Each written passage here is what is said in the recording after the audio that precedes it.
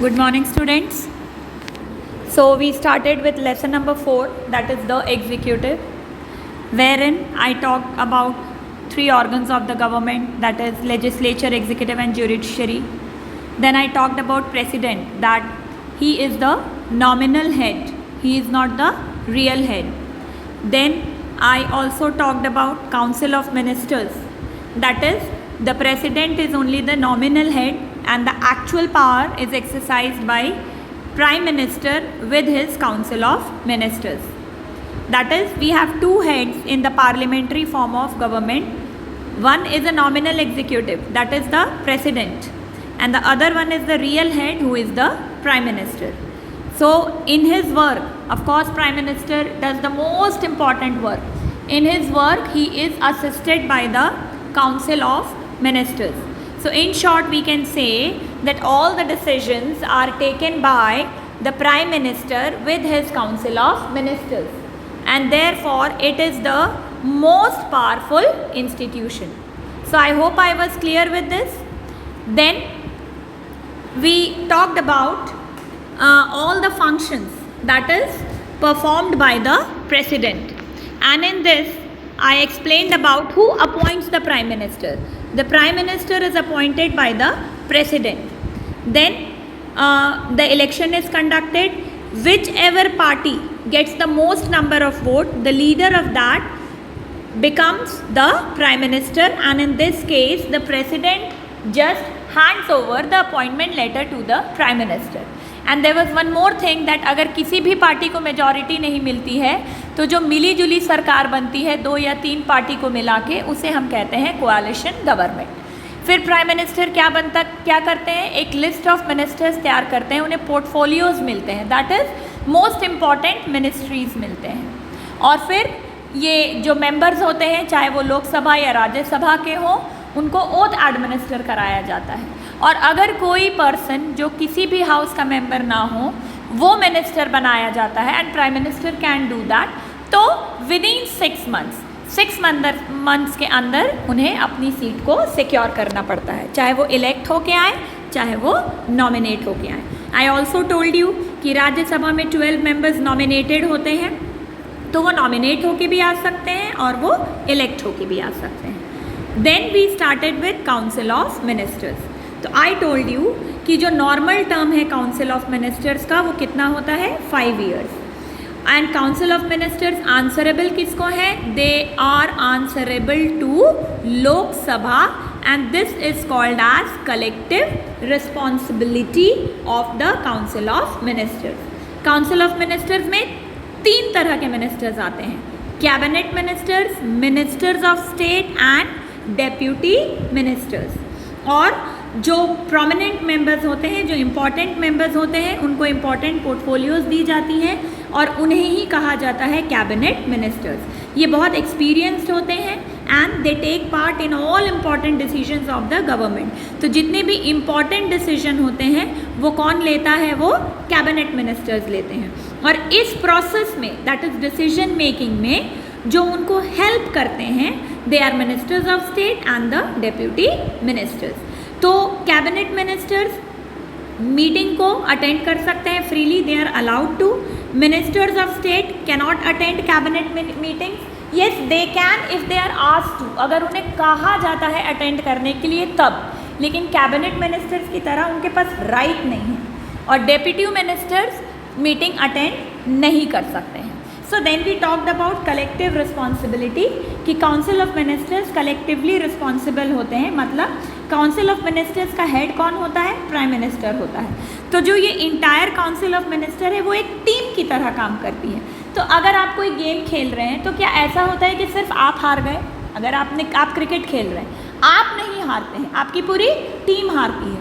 It's not that you played well, no, it is we all played well, we all played bad. हम अच्छा नहीं खेले, हम बुरा नहीं खेले. So it is not in the same manner. आप हारते हैं, आप अच्छा नहीं खेलते, तो ऐसा थोड़ी ना है कि सिर्फ आप हारे, आपकी पूरी टीम हारती है. तो in the same case the council of ministers work as a team, और उस टीम का जो हेड होता है वो कौन होता है, वो होता है प्राइम मिनिस्टर. तो काउंसिल ऑफ मिनिस्टर ऑफिस में तब तक रह सकता है जब तक लोकसभा में उसकी मेजॉरिटी है। Means the number of seats required to form the government, ये पूरे 5 ईयर्स तक उतने सीट्स मेंटेन होने चाहिए। तो collective responsibility is a constitutional convention in parliamentary system कि जो मेंबर्स हैं उनको हमेशा सपोर्ट मिलना चाहिए। और सपोर्ट कैसे मिलता है? सपोर्ट मिलता है by remaining in the parliament with the same number of seats. तो कलेक्टिव रिस्पॉन्सिबिलिटी का मतलब है कि अगर कोई डिसीजन कैबिनेट में ले लिया गया तो ये सारे मेंबर्स की रिस्पॉन्सिबिलिटी होती है कि अब वो उस डिसीजन को डिफेंड करेंगे, चाहे वो उससे अग्री करें या ना करें। अगर कोई मिनिस्टर इस डिसीजन को एक्सेप्ट नहीं करना चाह रहा है, उसे लगता है कि नहीं ये डिसीजन जो है वो मेरे हित में नहीं है, ये मेरे हिसाब से नहीं हो रहा है, he has no choice, he has to give the support. और अगर उन्हें लगता है कि मैं सपोर्ट नहीं दे सकता हूँ, then he needs to resign, तो उन्हें रिज़ाइन करना पड़ेगा। ओके और अगर कोई भी डिपार्टमेंट की, गवर्नमेंट में के किसी भी डिपार्टमेंट की अगर पॉलिसी को क्रिटिसिज्म मिलता है, जो अदर मेंबर्स हैं वो क्रिटिसाइज़ करते हैं कि नहीं ये पॉलिसी आपकी अच्छी नहीं है, तो जो मिनिस्टर्स हैं उनको जो अपोजिशन है वो क्रिटिसाइज़ करेगा। तो जो इन गवर्नमेंट के मिनिस्टर्स हैं उनको अपने आप को डिफेंड करना है। मे बी वो अग्री ना भी करते हों, लेकिन ये टीम है, तो टीम से हम अलग नहीं हो सकते हैं। तो काउंसिल ऑफ मिनिस्टर्स को एक टीम की तरह काम करना है। ओके और अगर कोई डिसीजन मिनिस्टर ने लिया है और वो डिसीजन पे जब वोट होता है, तो इन दैट टाइम जब decision is taken by A minister और वो डिसीजन को वोट के लिए रखा जाता है पार्लियामेंट में, वोट के लिए रखा जाता है मतलब मेजॉरिटी के सपोर्ट के लिए रखा जाता है। अगर उस डिसीजन को सपोर्ट नहीं मिलता है, then it is called as motion of no confidence. मतलब हमें ये प्रेजेंट सरकार के काम करने के तौर तरीक़ों पे बिल्कुल विश्वास नहीं है। And in such a case the entire council of minister has to resign. इसीलिए कहा जाता है the council of minister swims और सिंक्स टुगेदर। हम काम करेंगे, हम एक साथ करेंगे, अगर हम डूबेंगे तो हम एक साथ डूबेंगे। And always remember in the mind, no confidence motion can only be introduced in Lok Sabha. Now we'll start with the next topic, that is powers of prime minister. तो प्रेसिडेंट कौन है? हेड ऑफ द स्टेट है। और prime minister कौन है? Head of the government. तो vast power और function किसके पास है? प्राइम मिनिस्टर के पास है। ही proposes the names of the members of his political party to president for appointment as ministers। तो ये मैंने आपको पहले ही बताया कि जैसे ही इलेक्शन कंडक्ट होते हैं उसके बाद जो लीडर होता है पॉलिटिकल पार्टी का, उसे प्राइम मिनिस्टर बना दिया जाता है। फिर प्राइम मिनिस्टर एक लिस्ट ऑफ मिनिस्ट्रीज रेडी करता है कि उसके कैबिनेट में कौन कौन से इंपॉर्टेंट मेंबर्स होंगे। तो अगर हम देखें, he is the most important figure. Council of ministers को फॉर्म कौन करता है? काउंसिल ऑफ मिनिस्टर्स को फॉर्म करते हैं प्राइम मिनिस्टर। वो उनके कैबिनेट को चेंज भी कर सकते हैं। Like if you remember in the past regime, that is 2014 वाले में, Smriti Irani was made the HRD minister. वो human resource development education minister थी, लेकिन बाद में उनकी मिनिस्ट्री को चेंज करके टेक्सटाइल मिनिस्ट्री कर दिया था। तो ये डिसीजन किसका है? ये डिसीजन प्राइम मिनिस्टर का है। तो अगर हम देखें तो फॉर्मेशन में भी उनका हाथ है, चेंज करने में भी उनका हाथ है, और अगर वो चाहें तो किसी की मिनिस्ट्री वापस भी ले सकते हैं। इसीलिए कहा जाता है that prime minister is the central figure in formation of council of ministers. तो he decides the distribution of charge to various ministries. Defence ministry किसके पास रहेगी, होम मिनिस्ट्री किसके पास रहेगी, एजुकेशन मिनिस्टर कौन बनेगा, ये सारा डिसीजन हमारे प्राइम मिनिस्टर लेते हैं। And can reshuffle their cabinet also. तो अभी मैंने आपको एक एग्जाम्पल दिया कि अगर वो चाहें तो उनके मिनिस्ट्रीज़ को चेंज भी कर सकते हैं। ये सारा डिसीजन किसके हाथ में है? ये सारा डिसीजन है प्राइम मिनिस्टर के हाथ में। He presides over the meetings of cabinet and can change the decisions. तो जो कैबिनेट मिनिस्ट्री की जो मीटिंग होती है उसका जो हेड होता है वो होते हैं प्राइम मिनिस्टर। तो वो सारा कोऑर्डिनेशन देखते हैं बिटवीन डिफरेंट मिनिस्ट्रीज। ऐसे बहुत सारी मिनिस्ट्रीज हैं जो आपस में कनेक्टेड हैं। ओके तो वो कोऑर्डिनेट करते हैं इन मिनिस्ट्रीज़ के वर्क को, और वो देखते हैं कि अगर से एजुकेशन मिनिस्टर और होम मिनिस्टर इन दोनों के काम में कुछ प्रॉब्लम आ रही है, ये लोग आपस में कोऑर्डिनेट नहीं कर पा रहे हैं, इनकी वजह से कोई स्कीम सक्सेसफुल नहीं हो पा रहा है, तो मिनिस्टर जो प्राइम मिनिस्टर है वो इनके डिफरेंसेस को सॉर्ट आउट करेंगे. I mean in short his responsibility is to see that the cabinet works as a team. ये एक टीम की तरह काम करे. तो टीम का मतलब क्या होता है? यूनाइटेड रहें, ये यूनिटी के साथ काम करें. अगर हमारे मोस्ट इम्पॉर्टेंट मिनिस्टर्स ही यूनिटी के साथ काम नहीं करेंगे तो कंट्री फंक्शन नहीं कर पाएगी. He can suggest to the President of India about the resignation or removal of any minister from his cabinet. तो देखा जाए तो प्रेसिडेंट और काउंसिल ऑफ मिनिस्टर्स के बीच का जो लिंक है वो कौन है? वो प्राइम मिनिस्टर है, क्योंकि काउंसिल ऑफ मिनिस्टर्स को पूरी तरह कौन कंट्रोल कर रहा है? पूरी तरह कंट्रोल कर रहे हैं प्राइम मिनिस्टर. तो प्रेसिडेंट को कौन इन्फॉर्म करेगा? प्रेसिडेंट को इन्फॉर्म करेंगे प्राइम मिनिस्टर. कैबिनेट ने क्या डिसीजन लिया, किसी मिनिस्टर ने रिज़ाइन कर दिया, किसी मिनिस्टर का उन्होंने कैबिनेट चेंज कर दिया, किसी मिनिस्टर का उन्होंने पोर्टफोलियो ही वापस ले लिया, ये जो सारे इन्फॉर्मेशन है that prime minister gives to the president. So therefore it is said that prime minister is link between the president and council of ministers. He also controls and directs the functioning of ministers in the cabinet. तो जो ministries के जो काम करने के तरीके हैं, जो भी उनका फंक्शन है, उनको कौन कंट्रोल करता है? प्राइम मिनिस्टर करता है. वो कैसे काम करेंगे ये डायरेक्शंस कौन देते हैं? ये प्राइम मिनिस्टर देता है. He can resign any time and can suggest the president of India to dissolve the cabinet. अगर किसी टाइम पे उन्हें लगे that he is not able to work well, या उनकी सरकार जो है वो अच्छे से काम नहीं कर पा रही है, वो किसी भी टाइम रिज़ाइन कर सकते हैं. और मैंने आपको क्या कहा? It works as a team. तो डूबेंगे तो सब एक साथ डूबेंगे, तो वो डिसॉल्व हो जाती है कैबिनेट. मतलब फिर क्या हुआ? प्रेसिडेंट को इनको इन्फॉर्म करना है कि from such and such date I am resigning, and he can suggest the president to dissolve Lok Sabha. Lok Sabha को डिसॉल्व कर दीजिए, मतलब भंग कर दीजिए, ख़त्म कर दीजिए. 5 साल अभी नहीं हुए हैं, लोकसभा का टेन्योर 5 साल का है, लेकिन हमें फ्रेश इलेक्शंस कराना पड़ेगा. लोगों का हम पे विश्वास उठता जा रहा है, हम रिज़ाइन करते हैं, हम अपने तौर तरीके सुधारेंगे, हम फ्रेश इलेक्शन में देखेंगे कि हमें क्या नतीजा मिलता है. एंड जैसे ही लोकसभा डिसॉल्व हुई मतलब सरकार गिर गई. अब कंट्री बिना सरकार के तो चलेगी नहीं, तो हमें क्या कराना पड़ेगा? हमें फ्रेश इलेक्शन कंडक्ट कराना पड़ेगा. He is the spokes person of government and leader of the nation. तो आप देखिए अभी कोरोना वायरस इतनी बुरी तरह फैला हुआ है, क्यों नरेंद्र मोदी जी बार बार आके नेशन को एड्रेस करते हैं? हमें कैसे पता चलेगा कि एक्चुअल काम क्या हो रहा है?